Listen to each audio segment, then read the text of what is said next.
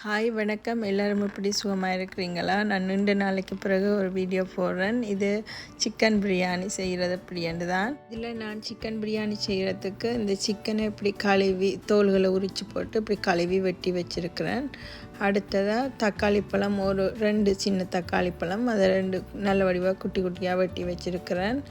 இதை விட குட்டியாகி நீங்கள் வெட்டி போடலாம், ஆனால் மசிஞ்சிடும். மற்றது ஒரு பெரிய வெங்காயம் வெட்டி வச்சுருக்கிறேன். அடுத்தது ஒரு கைப்பிடி அளவு புதினா, ஒரு கைப்பிடி அளவு கொத்தமல்லி, அதோட இஞ்சியும் உள்ளியும் நான் இடித்து தான் வச்சுருக்கிறேன், பேஸ்ட்டாக இல்லை இன்றைக்கு. மெட்டது பச்சை மிளகாய் ஒரு 3-4 உங்களுக்கு விருப்பமானல போடுங்கோ. மற்றது பாஸ்மதி ரைஸ் ஒரு அரைவாசி குக் பண்ணினபடி எடுத்து வச்சுருக்கிறேன், ரைஸ் குக்கரில் போட்டு. அடுத்தது தேவையான அளவு உப்பு, அடுத்தது இது நெய், அடுத்ததாக தயிர் எடுத்து வச்சுக்கிறேன். இது இந்த 3 மேசக்கரண்டி அளவு தயிர் எடுத்துருக்கிறேன். அடுத்தது இன்றைக்கு நான் இந்த சிக்கன் பிரியாணி செய்கிறதுக்கு இந்த மட்டன் பிரியாணி மிக்ஸ் தான் எடுத்து வச்சுக்கிறேன். அது நல்லா இருக்கும், சூப்பராக இருக்கும். இப்போ நான் இந்த வெட்டி க்ளீன் பண்ணி கழுவி வச்சுக்கிற சிக்கனுக்குள்ளே எடுத்து வச்சுக்கிற தயிரை நாங்கள் வடிவாக போடணும். போட்டு நாங்கள் அதோட இந்த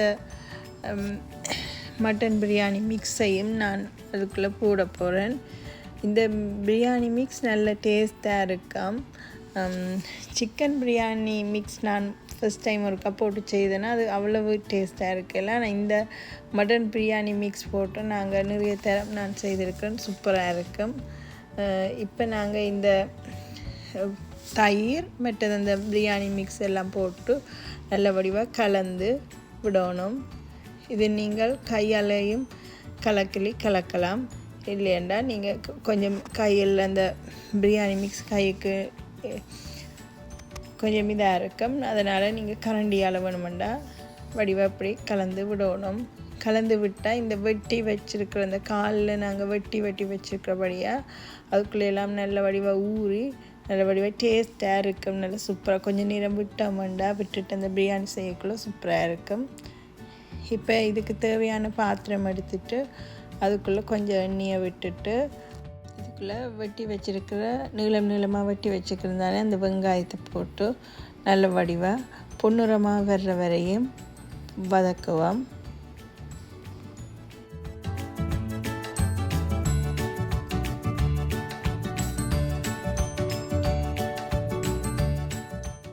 வெங்காயம் இப்போ ஓரளவுக்கு வதங்கி கொண்டு வருது. நல்லா வதங்கி வந்தோடனே இந்த மாதிரி வந்தோடனே நாங்கள் ஒரு பாத்திரத்தில் எடுத்துட்டு இப்போ இந்த பாத்திரத்தில் ஒரு கொஞ்சமாக எண்ணெய் விட்டுட்டு அதுக்குள்ளே கொஞ்சம் நாங்கள் வெட்டி வச்சுக்கிற தக்காளி பழம், மிளகாய், மற்றது இஞ்சி பூண்டு நாங்கள் இடித்து வச்சுருக்கிறோம், அதையும் சேர்த்து நல்ல வடிவாக இந்த மாதிரி கலந்து விடணும்.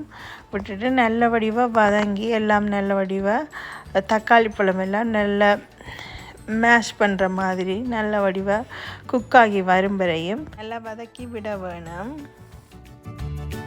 பார்த்திங்கன்னா தெரியும். இந்த மாதிரி வந்த பிறகு நாங்கள் இப்படி மேரினேட் பண்ணி வச்சுருக்கிற சிக்கனை எடுத்து இந்த சட்டிக்குள்ளே போடுவோம். போட்டுட்டு எங்களுக்கு இந்த பிரியாணி செய்கிறதுக்கு தேவையான அளவு தண்ணியை விடணும்.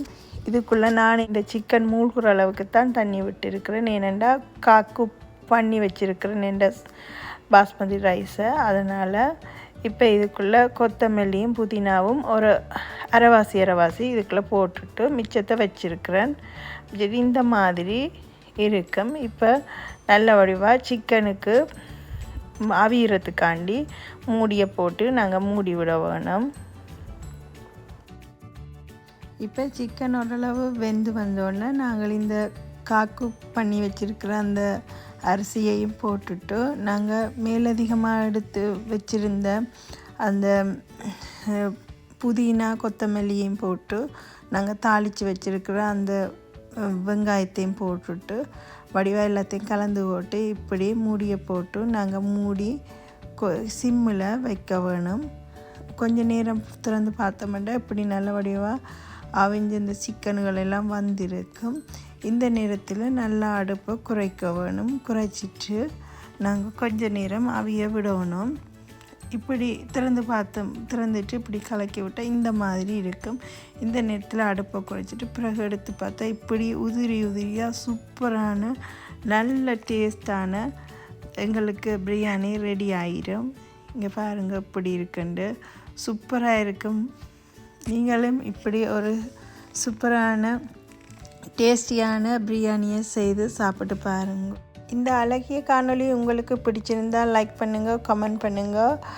எந்த சேனலை சப்ஸ்கிரைப் பண்ணாதாக்கள் மறக்காமல் சப்ஸ்கிரைப் பண்ணுங்க. உங்களுக்கு பிடிச்சிருந்தா உங்களுக்கு பிடிச்சவங்களுக்கு ஷேர் பண்ணுங்க.